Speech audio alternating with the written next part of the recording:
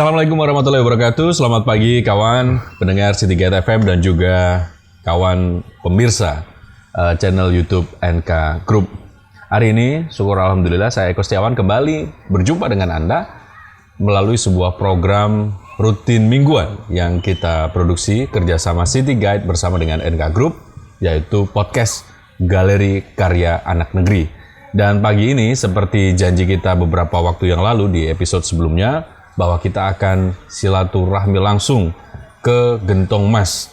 Ini sebuah tempat wisata yang dikelola oleh masyarakat dan hasilnya dikembalikan ke masyarakat.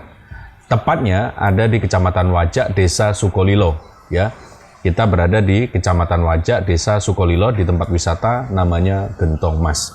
Pagi ini kita membahas sebuah topik silaturahim memotret karya para penggerak sesi Gentong Mas. Bersama saya sudah hadir seperti biasanya juga tuan rumahnya podcast Galeri Karya Anak Negeri, ya, Raden Joni Sujatmoko, owner NK Group atau yang lebih senang dipanggil Tukan Taman. Abah Joni, selamat pagi. Selamat pagi Mas Eko. Assalamualaikum warahmatullahi wabarakatuh. Waalaikumsalam warahmatullahi wabarakatuh. Hari ini di Gentong Mas suasananya sangat segar, luar biasa. Saya begitu datang langsung seger gitu. Wisata oksigen. Mungkin pendengar, karena ini disiarkan auditifnya di Citygate, saya sedikit gambarkan ya. Gentong Mas ini terdiri dari kolam renang, taman, ada perkemahan, ada outbound, ada beberapa wahana wisata, terus juga ada rimbunan pohon mahuni. Kita tahu kalau mahuni ini akarnya kuat ya, nggak usah takut kerobohan, insya Allah aman gitu ya. Aman, beda dengan sengon. Ratusan tahun.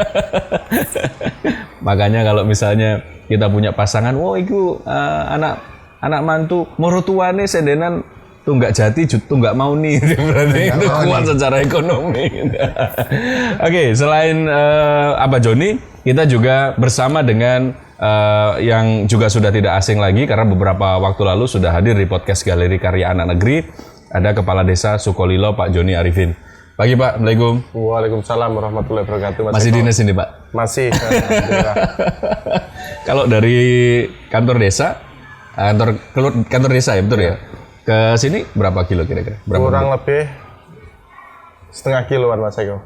Setengah kilo ya? Berdampingan dengan pemerintahan desa. Gitu ya? Dekat sekali ya? Iya. Kita juga sudah melihat aktivitas warga ini semuanya warga sekitar ya, yang diberdayakan ya? Iya, warga sekitar. Karena memang berangkatnya dari masyarakat, kita juga ini melibatkan masyarakat sekitar. Dan harapan saya juga bukan hanya masyarakat sekitar Mas Eko. Kita bisa membantu secara sedikit umum, mungkin di luar Sukolilo juga bisa, bisa berkarya di sini juga. Harapan saya seperti itu. Baik, karena saya ini kan diajak ke Gentong Mas, Abah Joni sudah banyak cerita gitu ya. Mungkin kita langsung tanya deh, kenapa saya diajak ke sini, Bang? Iya. Apa sih yang spesial? Ya, sesuai dengan arah dari acara kita, Mas Eko ya. Jadi membangun desa-desa mandiri di seluruh Malang Raya, ya, membangkitkan untuk tumbuhnya, munculnya desa-desa mandiri di seluruh Malang Raya ya. Nah, Sukolilo ini luar biasa dari kepemimpinan Pak Joni juga ini ya, petingginya atau Pak Kadesnya, itu banyak sekali perubahan dan pemikirannya maju untuk membangun desa yang mandiri. Saat ini kalau nggak salah Sukolilo ini sudah hampir mandiri ya, sudah maju ya. Mandiri. Oh, sudah masuk mandiri ya. DM-nya mandiri sekarang. Sudah mandiri, luar biasa. 2 tahun. 2 tahun. Iya. Iya. Ini saya tahu persis Mas Eko di awalnya ini, waduh, kotor, jorok. Ini tempat Gentong Mas ini kan tanah yang tidak produktif, tanah yang ditanemin tidak bisa, jadi lembab karena memang mata airnya luar biasa di sini. Akhirnya disulap sama Pak Joni ini, banyak diskusi sama-sama kita untuk menjadikan di sini ini jadi tempat yang indah, karena tinggal memoles dikit-dikit jadi indah. Ya. Dan luar biasa Pak Joni ini kan semangatnya untuk mewujudkan desa mandiri di Sukolilo. Waktu awal saya kenal beliau masih kan mandiri, di bawahnya itu maju berkembang. Mungkin masih di bawah berkembang itu levelnya di awal saya masuk di sini. Sukolilo. Terus kemudian ada terobosan-terobosan luar biasa di Pak Joni ini, membangun jalan supaya akses, supaya harganya itu bisa bersaing, produk-produk pertanian itu mewujudkan jalan-jalan sehingga ongkos angkutnya jadi bisa ditekan. Yang tadinya itu hamparan sawah yang terlalu luas, hamparan Tegal ya, yang terlalu luas, sehingga ongkos angkutnya itu kan harus diangkut manusia itu jadi mahal. Begitu dibuka jalur-jalur jalan itu di tengah-tengah sama Pak Joni ini dengan strategi beliau sehingga bisa terwujud itu jalan. Waduh, itu kan luar biasa. Harga jadi bersaing, jadi produk di sini bersaing. Kalau kita melihat korelasinya dengan kesejahteraan rakyat dengan keberadaan Gentong Mas, Abah melihat bagaimana? Kalau kita kembali kepada Gentong Mas, di sini ini memberdayakan warga sekitar itu. Di situ ada banyak kios-kios yang jualan itu dari warga sekitar sini. Terus kemudian melibatkan BUMDes, padahal ini kan boleh dibilang kan usaha pribadinya dari Pak Kades. Ini lahan mati, terus kemudian diberdayakan sama Pak Kades. Yang punya ini diajak bekerja sama, terus kemudian sistemnya bagi hasil. Beliau memodali, mewujudkan, BUMDesnya diajak bekerja sama di sini. Jadi mengkoordinir kios-kios itu, kalau nggak salah BUMDes itu yang jalan. Nanti Pak Joni biar yang cerita. Ini luar biasa kolaborasinya di sini. Mas Eko. Jadi tumbuh, memanfaatkan potensi yang ada, Pak, potensi sumber. Jadi ini fungsi. Pemirsa kalau mandi di sini ini enggak ada itu pengolahan air pakai kaporit atau ini enggak ada, itu enggak diputer air itu, jalan aja itu. Dari sumber itu jalan air. Jadi benar-benar air sumber. Terus di sana itu jadi danau ikan, luar biasa. Luar biasa.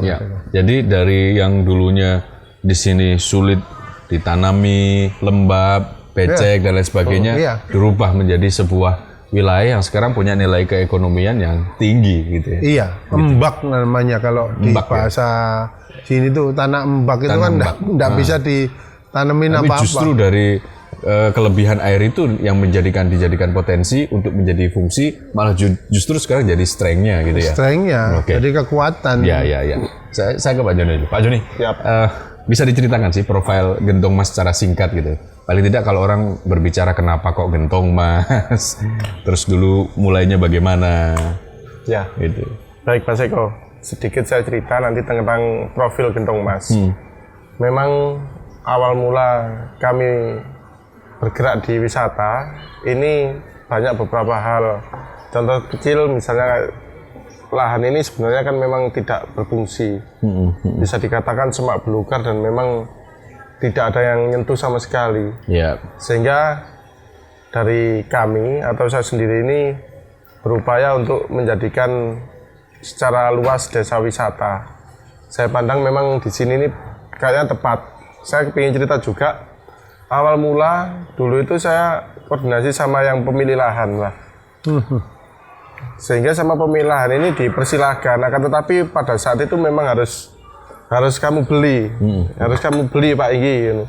Tapi saya juga tidak mau karena saya harus menyampaikan di saat nanti ini saya kelola akan menjadi maju, ini pasti akan ada penyesalan. Bahkan penyesalan itu bisa jadi seumur hidup sama turunannya, seperti itu Mas. Sehingga saya ajak kerjasama dengan bagi hasil, dan alhamdulillah memang seluas ini dulu pernah disewa orang 5 tahun itu hanya 6 juta. Setelah kami proses, ini kurang lebih kemarin itu ada yang dapat 18 juta, 9 juta itu selama 6 bulan. Dan alhamdulillah sekali. 100% lebih ya. Peningkatannya. Terus gini, 1000%. yang saya bangga sekali sebenarnya bukan hanya sekedar ini hanya wisata, bukan. Keberadaan masyarakat sini yang awal dulu tidak pernah belajar kerja, sehingga sekarang setelah adanya wisata mereka ini bisa sedikit paham tentang usaha itu bagaimana. Pertumbuhan ekonomi di sini alhamdulillah dengan adanya wisata sekarang sudah hampir setara sama yang lain-lain. Jadi menyerap juga sebagai lapangan pekerjaan ya. Sangat-sangat menyerap. Dan ini juga ilmunya Mas yang saya senengin itu Mas.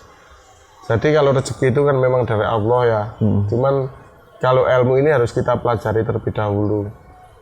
Di saat orang-orang ini pernah jualan di sini, sudah tahu ilmunya, nanti wala-walinya zaman mereka ini ke Kalimantan termigrasi di hutan, yang jelas orang ini pasti akan jualan di sana.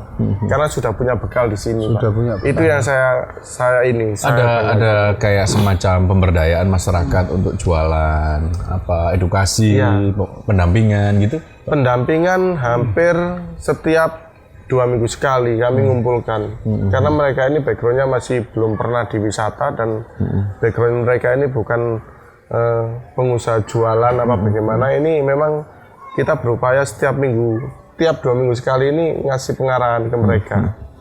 Ini berarti berapa lama umurnya? Ini kurang lebih 3 tahunan. Sudah 3 tahun. 3 tahun Mas Eko. Kalau misalnya kita melihat traffic pengunjung, bagaimana? Pengunjung alhamdulillah Sabtu Minggu ini sudah mungkin Surabaya, Pasuruan itu sudah hampir langganan sini Pak. Sini. Iya. Mungkin ada yang camping juga dari beberapa. Jadi trennya naik terus sudah ya peminatnya ya? Siap seperti itu. Oke, strategi yang dilakukan apa sebenarnya? Kita manfaatkan ini pemuda di sini yang memang sekiranya mereka ini sudah punya sanggar-sanggar. Mereka tiap minggu bisa tampil di Gendong Mas ini seperti. Jadi itu sebagai magnet. Tari-tarian, seni budaya tradisional ya. Lalu kira-kira Pak Joni, apa harapan dan mimpi ke depan? Pak Joni yang mana ini? Pak Joni Arifin, tentu Pak Joni Arifin. Apa yang diharapkan ketika kita sudah menciptakan sebuah lokasi yang sudah demikian bagus, sudah mulai tertata, mimpinya ke depan ini akan bagaimana? Tentu kita berbicara untuk bagaimana keberadaan sebuah tempat itu berimpact pada kesejahteraan masyarakat. Harapan kami ini terus terang aja, memang harus terus berkembang. Bukan hanya di wisata di Gendong Mas saja, bahkan di beberapa desa. Ini kami coba untuk komunikasi sama kepala desa, sama toko-toko, sehingga di situ memang harus ada wisata juga Mas. Bukan di Sukolilo saja. Bahkan saya juga kepingin Kecamatan Wajah ini memang menjadi sentral wisata. Kan banyak potensi di desa-desa lain. Contoh kecil nanti mungkin sebentar lagi ini di NK2 ya. NK2 ini akan dibangun. Itu nanti bisa kolaborasi. Iya. Jadi luar biasa ini toko-toko dua ini ya. Kalau saya harus berdiri sendiri ini susah. Biasanya kalau pebisnis dan kapitalis itu yang lain harus mati, kita yang tumbuh. Kita malah diajak-ajak untuk buka bareng gitu. Kita tidak, kita harus ngerangkul bareng. Kenapa kok begitu Pak? Memang sifat kita itu ya ini pemberdayaan mulai dari bawah dulu lah. Karena kami juga tahu bahwa kekuatan ekonomi Indonesia ini terletak di pedesaan. Ya. Sehingga pola pikir kami ini ya bisa dikatakan tidak sempit. Ya. Rezeki itu tidak akan tertukar Mas Eko. Betul. Jadi saya cuma membayangkan kalau misalnya banyak sekali sosok-sosok penggerak seperti Pak Joni Arifin ini yang bermunculan, pasti akan luar biasa kuatnya kan, lokal jadi kuat, sehingga negara ini tinggal terima imbasnya aja. Diperbanyak. Betul jadi begitu ya. Kita ini roadshow untuk ini aja, acak-acak Mas Eko, acak-acak untuk desa-desa di Semalang Raya ini bisa mandiri ya, bisa mandiri, bisa masuk kategori mandiri Mas Eko. Oke. kan Abah Joni ini sering sekali ke Gentong Mas itu. Apa yang sudah dilakukan Abah Joni di Gentong Mas ini? Banyak sekali Mas sebenarnya. Meskipun Abah Joni ini tidak menyuruh apa memberi syarat, kami pun juga sudah menerka-nerka orang ini harus bagaimana ke kita sebenarnya. Jadi saya makanya sering juluki gini, Abah Joni ini kayaknya buku yang dimanusiakan. Gitu. Kamus berjalan. Kamus berjalan gitu. Sehingga memang ini ide-ide beliau ini luar biasa sekali. Dan sekali ngomong ini seperti ini saya laksanakan, ya memang kenyataan seperti itu Mas. Iya. Jadi setiap saat Abah Joni juga melakukan ini ya, istilahnya memberikan empowering ke teman-teman yang ada di sini ya, mengempower gitu ya istilahnya gitu ya. Kenapa Pak itu dilakukan Pak? Iya. Ya memang tujuan kita kan Indonesia. Loh, Pak. Oh ya. Iya, hidup ini kan harus bermakna Mas Eko. Kan untuk itu kita hidup. Ajak-ajak kita bikin sudah mampu membuat sebuah sampel, sebuah contoh. Nah itu yang kita copy pastekan di banyak tempat di seluruh Malang Raya. Ini pelan-pelan. Kemarin ketemu dengan kepala desa apa ya di Gondang Legi. Kami diundang di sana, di dekat Sumber Maron. Di dekat sana dia punya lahan, itu minta di ini cewek Bu siapa kemarin itu ada di handphone sudah. Kemarin secara tidak sengaja kita ketemu ngobrol-ngobrol. Diundang. Jadi hari Senin depan kita ke sana. Ya mudah-mudahan bisa jadi desa mandiri juga di sana. Jadi wisata ini kan trigger Mas Eko. Di samping harus bisa hidup sendiri, tapi wisata ini menghidupi sektor yang lain. Karena wisata ini salah satu fungsinya kan etalase untuk produk dari misalkan di Sukolilo ini produknya apa? Rumput. Nah, dengan adanya wisata ini semakin dikenal rumput dari desa Sukolilo ini, sehingga semakin banyak deal-deal bisnis terkait produk-produk selain wisata. Unggulan di Sukolilo ini apa? Ada gula merah yang untuk bahan baku kecap, bahan baku industri-industri apa yang menengah. Itu dengan adanya wisata orang ke sini, oh di sini sekalian ada deal-deal bisnis. Itu yang harapannya jadi sinergitas antara sektor wisata dengan sektor-sektor yang lain. Kenapa wisata? Wisata ini kan hanya etalase kan gitu, tapi etalase ini bisa hidup. Jadi seperti ini wisata itu yang penting berjalan, hidup ada inovasi, tapi yang memanfaatkan itu sektor yang lain itu dapat impact-nya. Multiplier effect. Iya, jadi lebih kepada mengurangi ini Mas, sektor-sektor yang memberatkan. Jadi misalkan terlalu jauh dari sumbernya sehingga harga kita tidak bersaing. Dengan adanya wisata ini kan lebih kepada langsung kepada yang tempat-tempat yang memproduksi. Jadi artinya juga menjadi kayak semacam istilahnya branding juga di sebuah wilayah gitu ya. Branding. Dan berimbas pada sektor-sektor yang lain, khususnya sektor yang kaitannya sama produksi. Efisien. Indonesia semakin efisien, Mas. Dengan adanya wisata banyak dibuka di desa-desa itu kan akses informasi itu jadi semakin terbuka.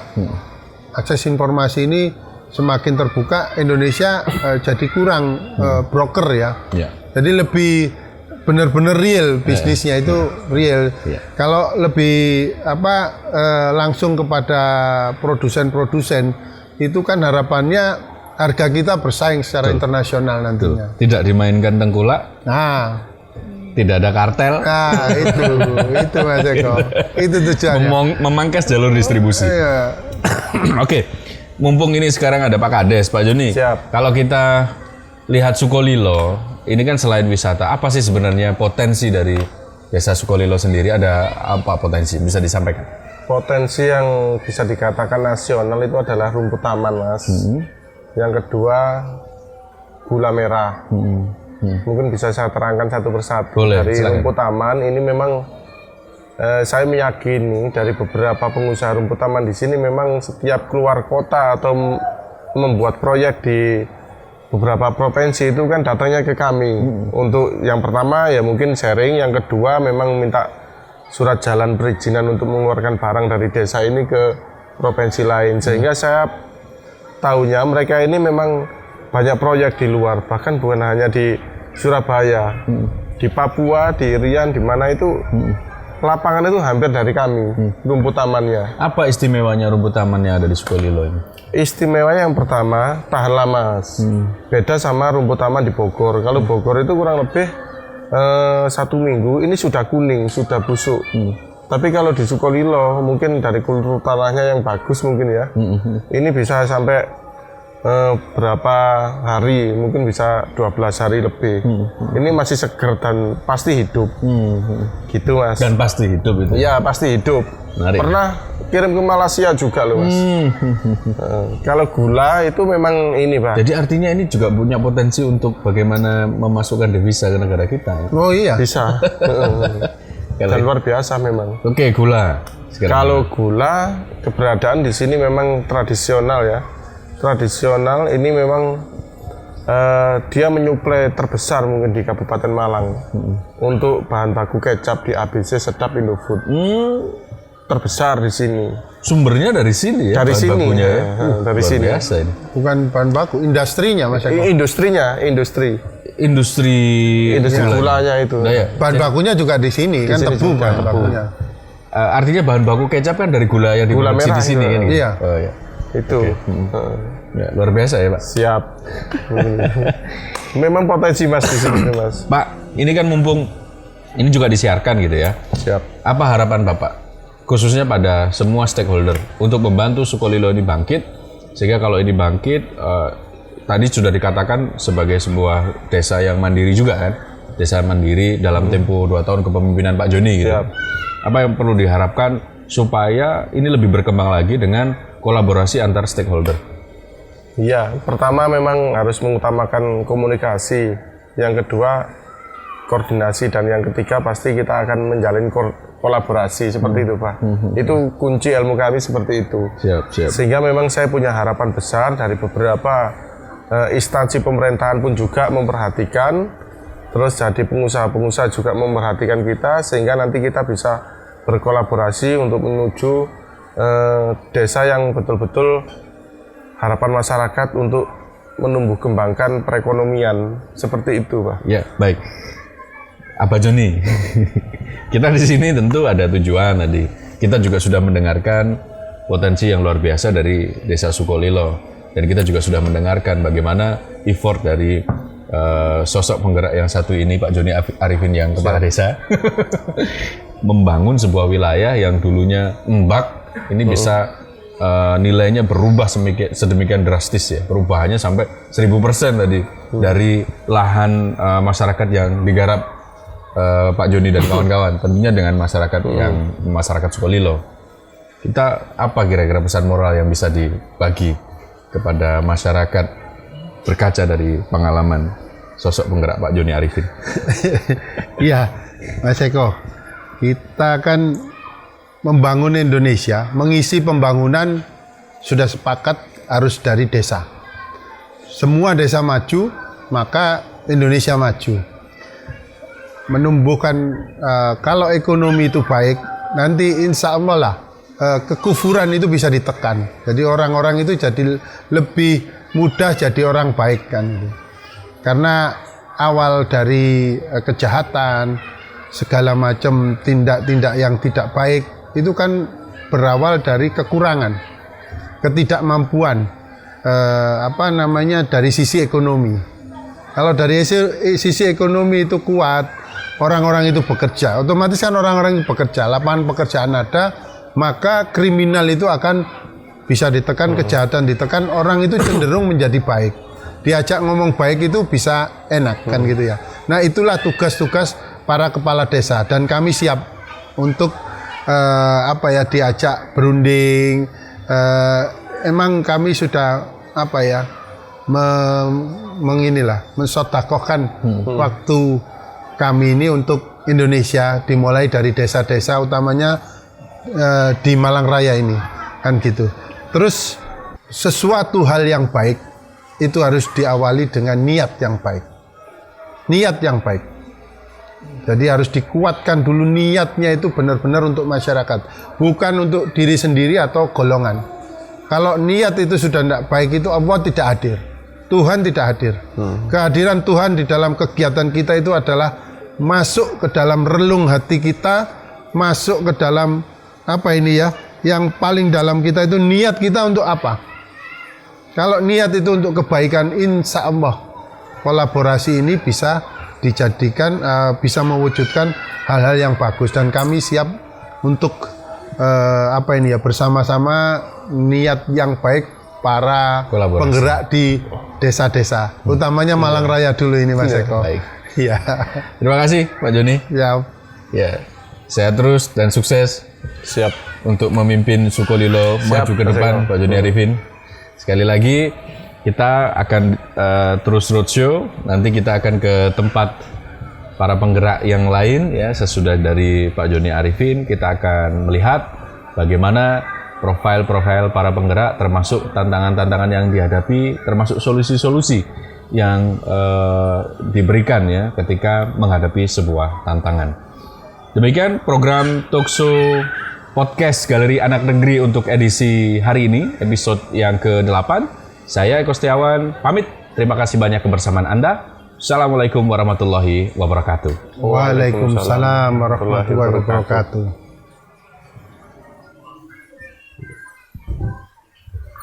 Ya, ngopi ini, alhamdulillah. Ini unggulan.